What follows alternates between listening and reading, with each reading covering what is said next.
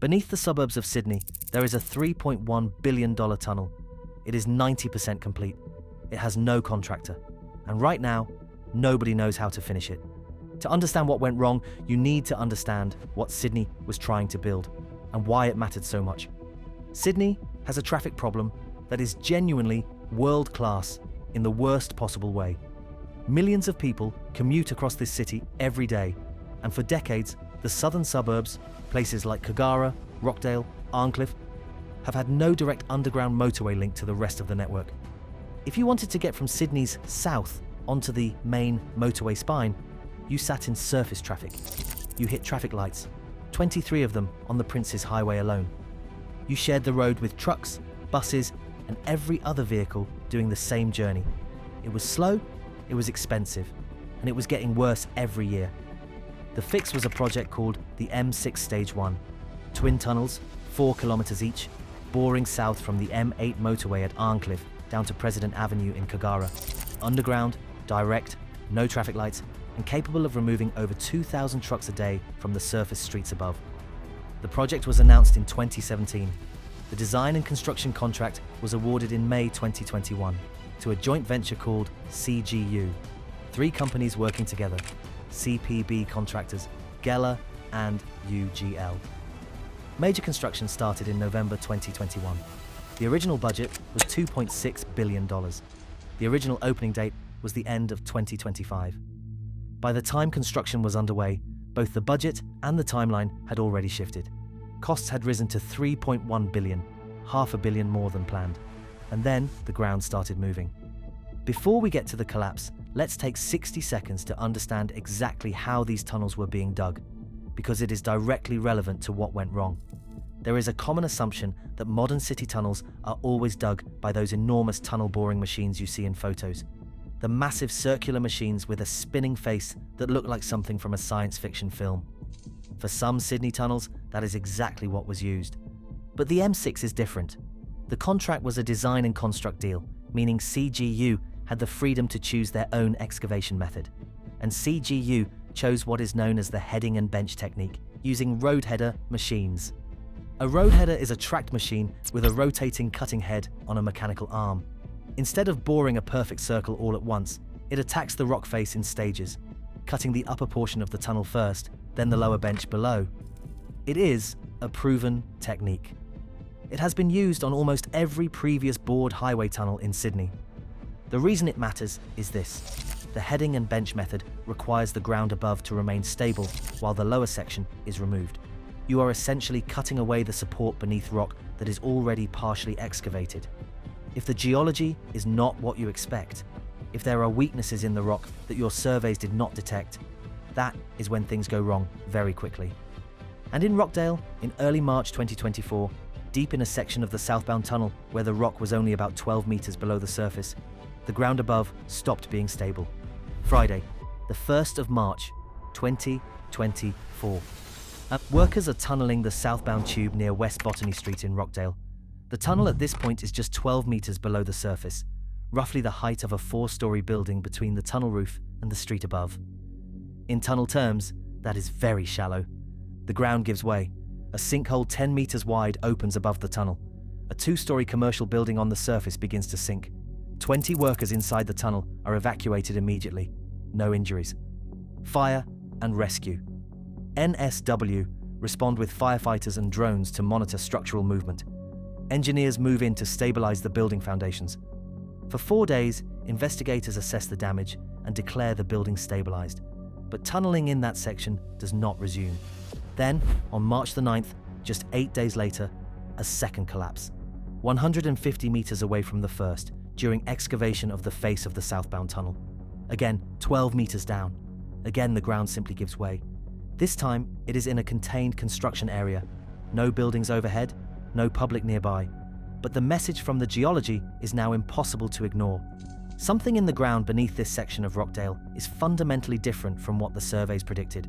Tunneling in the affected 244-meter section is suspended entirely. Investigations begin, and the question that will define the next 18 months of this project is asked for the first time. What exactly is down there, and why did nobody know about it?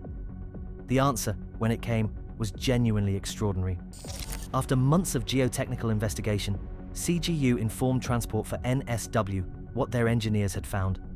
Beneath that section of the southbound tunnel, the rock was not the standard Sydney sandstone that engineers had drilled through on dozens of other city projects. Instead, they had hit what geologists call a complex faulting zone, specifically a high-angle reverse fault. Here is what that means in plain terms.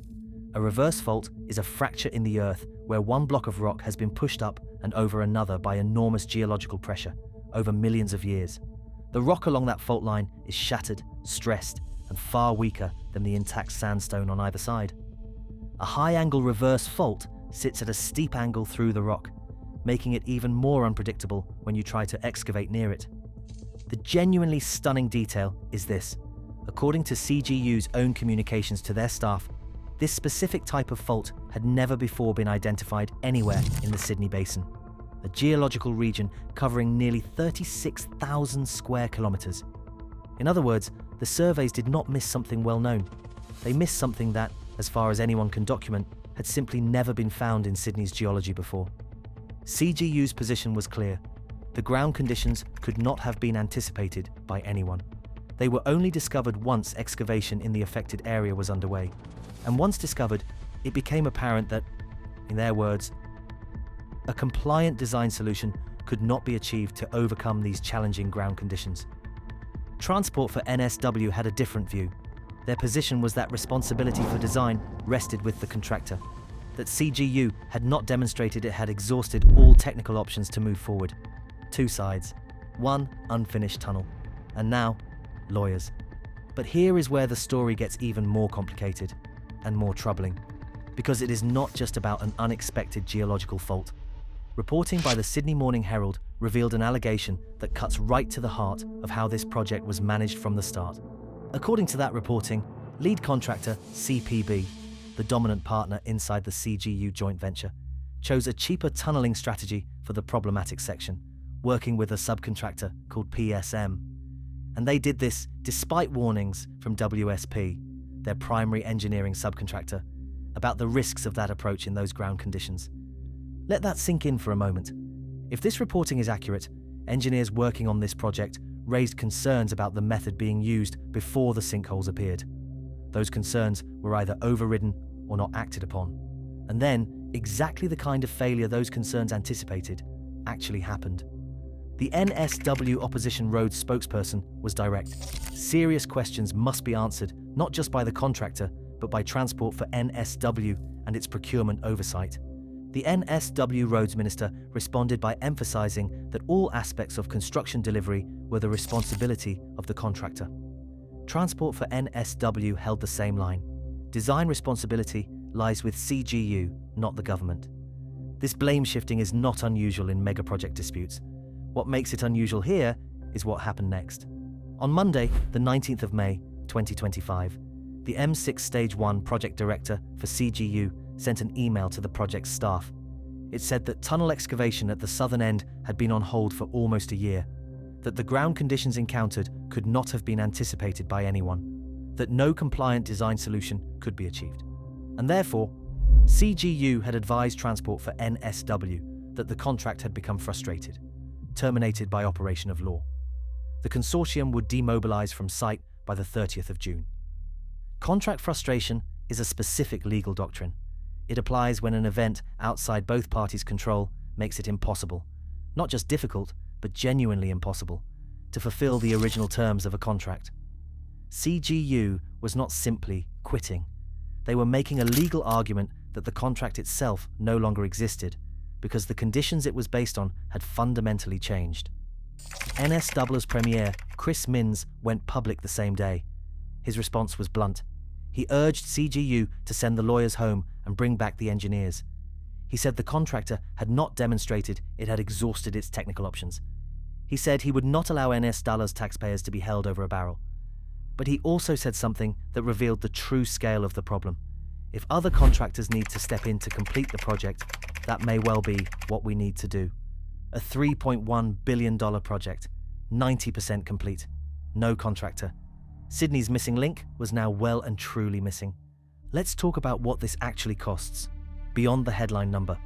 $3.1 billion had already been committed by the time CGU walked off, and that figure is going to increase again, because the legal dispute between CGU and Transport for NSW is heading toward litigation that the NSW Secretary of Transport openly warned could have significant cost implications for taxpayers. There is also the cost of delay. The project was originally meant to open at the end of 2025. It is now not expected to open until at least late 2028, and that assumes a new contractor can be found, appointed, and mobilized to complete the remaining 10% of tunneling through a geological zone that the previous contractor declared impossible to finish. For every year this tunnel does not open, 2,000 trucks a day remain on the surface roads above it. 23 sets of traffic lights on the Prince's Highway remain a daily frustration for hundreds of thousands of commuters. The economic cost of that congestion continues to compound. And underneath it all, literally underneath it all, sits the 90% of the tunnel that is already done. Road pavement already laid across roughly half the route. Ventilation infrastructure already installed in sections. Years of skilled labor already embedded in concrete and rock. It exists. It works. It just does not connect to anything. So where does this leave Sydney? Is this tunnel going to be finished? Or is it going to sit underground forever? A very expensive monument to what can go wrong. The honest answer is probably finished, eventually. But nobody can say with confidence when, by whom, or at what cost. Transport for NSW has said it is still working to identify a technical solution. After CGU began demobilizing, a separate agreement was reached for them to complete the surface works above ground, road upgrades on President Avenue, 5 kilometers of shared pedestrian and cycling pathways, and surrounding parklands, expected to finish by the end of 2025. CGU also agreed to maintain the security and safety of the tunnel sites for 3 months, while technical and commercial assessments continued.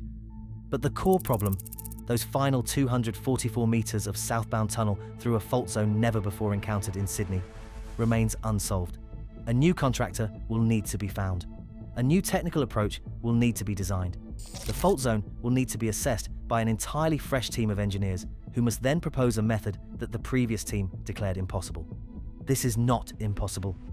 Ground stabilization techniques, injecting material into fractured rock to reinforce it before excavating, have been used successfully in difficult conditions around the world, but they are expensive, slow, and carry their own risks.